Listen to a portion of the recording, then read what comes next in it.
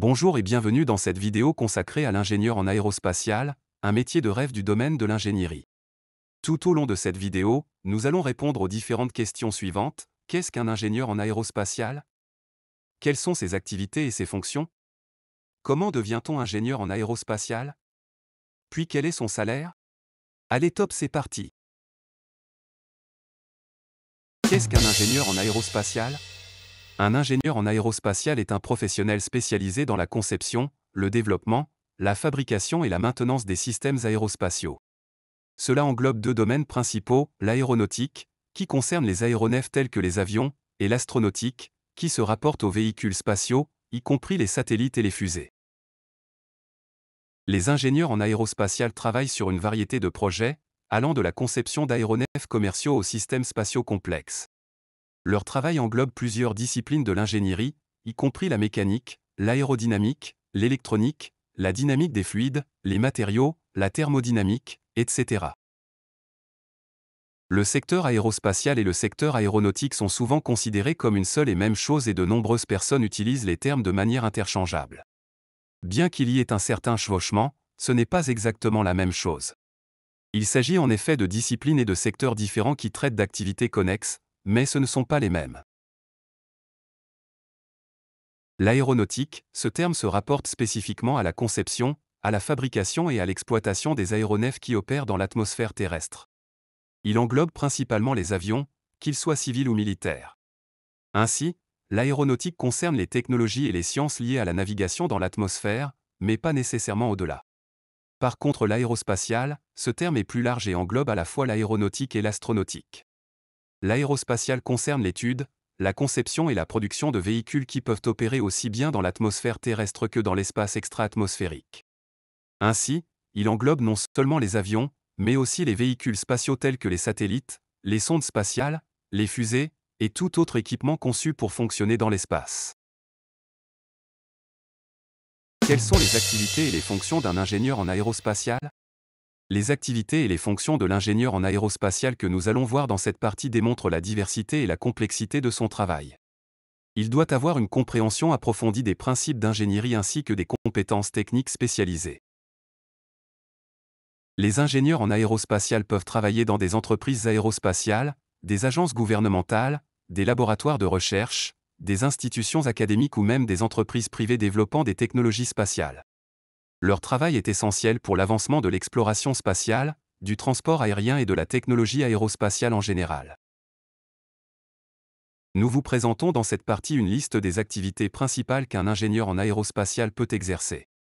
Comme activité, nous avons la conception aérospatiale. Cela consiste à participer à la conception de structures aérospatiales, y compris fuselage, ailes, systèmes de propulsion et systèmes avioniques.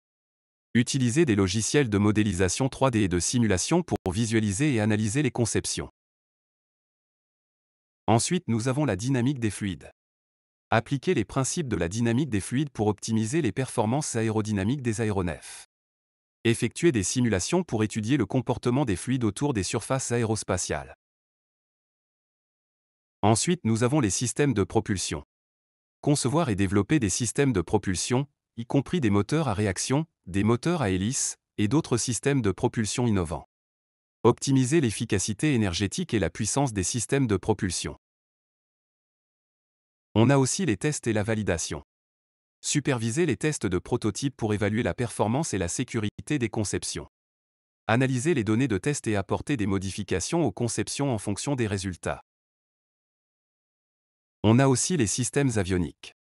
Travailler sur les systèmes électroniques embarqués, y compris la communication, la navigation et les systèmes de contrôle de vol. Intégrer des technologies avancées pour améliorer les capacités des aéronefs. On a aussi comme activité la maintenance et la réparation. Contribuer à la mise au point de procédures de maintenance préventive et de réparation.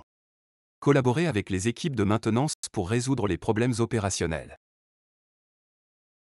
Comme autre activité, on a la recherche et le développement. Cela consiste à participer à la recherche de nouvelles technologies pour améliorer les performances, la sécurité et la durabilité des aéronefs. Explorer des solutions novatrices pour relever les défis technologiques. On a aussi les activités de collaboration interdisciplinaire, cela consiste à travailler en étroite collaboration avec d'autres ingénieurs, techniciens, scientifiques et professionnels pour assurer une approche holistique des projets. Participer à des équipes multidisciplinaires pour résoudre des problèmes complexes. Comme autre activité, on a la gestion de projets, cela consiste à gérer des projets de bout en bout, depuis la phase de conception jusqu'à la production et la mise en service. Respecter les délais, les budgets et les normes de qualité. Ensuite, on a aussi les activités liées à la formation et à la communication.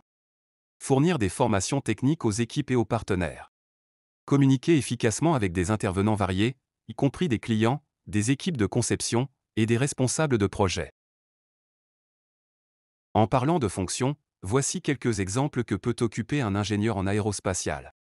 Ingénieur des systèmes spatiaux. Chef de projet aérospatial.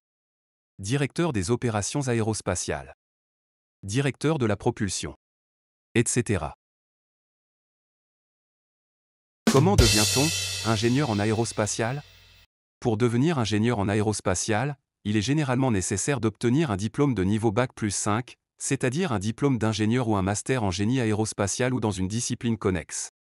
Les études supérieures à ce niveau offrent une formation plus approfondie et spécialisée dans le domaine, ce qui est souvent requis pour accéder à des postes d'ingénieur en aérospatial, en particulier dans des rôles de conception avancée, de recherche ou de gestion. Quel est le salaire d'un ingénieur en aérospatial? Le salaire d'un ingénieur en aérospatial varie en fonction de plusieurs facteurs tels que l'expérience, le niveau d'éducation, le secteur d'emploi, la localisation géographique et la taille de l'entreprise. Voici une estimation générale des salaires moyens pour un ingénieur en aérospatial en France, à différents niveaux d'expérience. Jeune diplômé, 0 à 2 ans d'expérience, environ 35 000 à 45 000 euros bruts annuels. Ingénieur avec 3 à 5 ans d'expérience, environ 45 000 à 60 000 euros bruts annuels. Ingénieur avec 5 à 10 ans d'expérience, environ 60 000 à 75 000 euros bruts annuels. Ingénieur senior avec plus de 10 ans d'expérience, plus de 75 000 euros bruts annuels, pouvant dépasser 90 000 euros dans certains cas. Ces chiffres sont des estimations générales et peuvent varier en fonction de divers paramètres. Les entreprises renommées du secteur de l'aérospatial, les organismes gouvernementaux et les grandes entreprises du domaine peuvent offrir des salaires plus élevés. Nous sommes arrivés à la fin de cette vidéo, merci de nous avoir suivis et à bientôt. Si vous avez trouvé cette vidéo utile, n'hésitez pas à cliquer sur j'aime. Aussi, abonnez-vous en cliquant sur le bouton s'abonner puis cliquez sur la cloche pour recevoir les notifications de notre chaîne. T-minus 10, 9, 8, 7, 6, 5, 3, 2, 1, 0, and liftoff of Space Shuttle Atlantis on a mission to build, resupply, and to do research on the International Space Station. Houston now controlling. Atlantis begins its penultimate journey to shore up the International Space Station. Atlantis now in the proper alignment for its 8.5-minute ride to orbit, 4.5 million pounds of hardware and humans taking aim on the International Outpost.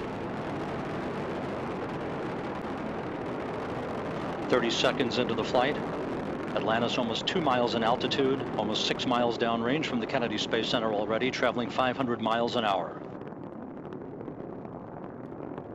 The 3 liquid fuel main engines now throttling back to 72% of rated performance, going into the bucket, reducing the stress on the shuttle as it breaks through the sound barrier.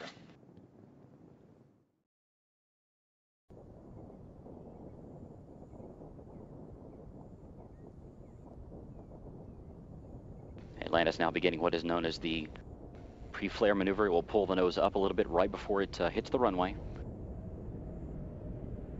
Its speed now 320 miles per hour.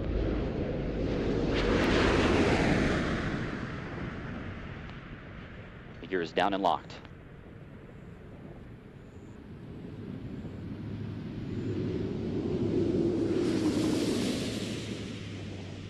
Main gear touchdown.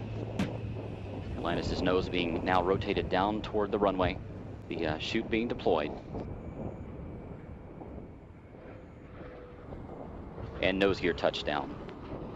Space Shuttle Atlantis now comes home to the Kennedy Space Center for the final time. 25 years. 32 flights and more than 120 million miles traveled. The legacy of Atlantis now in the history books.